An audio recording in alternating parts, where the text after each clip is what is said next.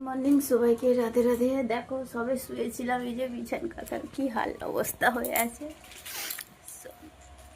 সবে ঘুম থেকে উঠেছি, এখন বাজে 10:30। আর এই ভিডিওটা পোস্ট করব অনেক দিন, মানে 5-6 দিন পরে পোস্ট করব তোমাদেরকে। আর কেমন লাগছে বলো দেখতে, কমেন্ট করে বলো। এটা হচ্ছে দিদির বাড়ি, আর বাবার বাড়িতে এখন যাওয়া হচ্ছে না, কারণ মায়ের খুব শরীর খারাপ।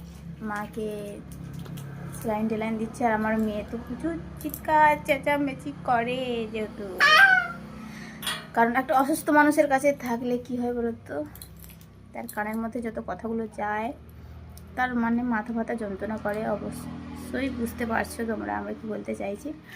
আর হ্যাঁ, সেই কারণে মায়ের কাছে যাই, যে আমি মায়ের একটু সেবা টেবা করে দিয়ে আসি। দিদি তো আছে অলরেডি, দিদি সবসময় মায়ের দেখাশোনা করছে, দেখভাল করছে।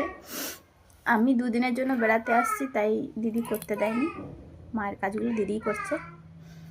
তোমার ভাবছি আমি ঘুম থেকে সবে উঠেছি এখন, আর অনেকদিন ধরে ভিডিও পোস্ট করতে পারছি না, এই কারণে অনেকটাই শরীরটা খারাপ, দেখতেই পাচ্ছ তোমরা আমার। আর আমি ভিডিও অনেকদিন ধরে পোস্ট করতে পারছি না। বাড়ি চলে যাব, কন্টিনিউ ভিডিও পোস্ট করবো। চলো বাইকটা দেখি, ভীষণ মানে চলো তোমাদেরকে দেখাই দিদি কি করছে। দিদি মনে হচ্ছে কলে গেছে। যাবো আমি যাবো না থাকো, তুমি থাকো। মিষ্টি কোথায় তুমি জানবো? হ্যাঁ বাবা একটা লেডি দেখো ওয়েদারটা দেখো শুধু। বাবা একটা লেডি। আর এখানে তো রোদ্দুর খুবই কম লাগে। আর ওই যে বাড়িটা দেখা যাচ্ছে, মানে এটা দিদির বাড়ি। এই বাড়িটা, এই যে বড় একদম বড় বাড়িটা, এটা হচ্ছে বাবার বাড়ি। তো দিদির বাড়ি থেকে গেলে এরকম এতটা অনেকটা যেতে হবে গিয়ে বাবার বাড়িতে।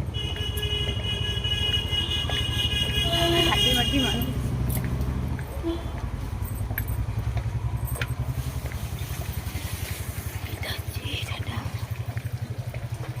আমাদের কোথায়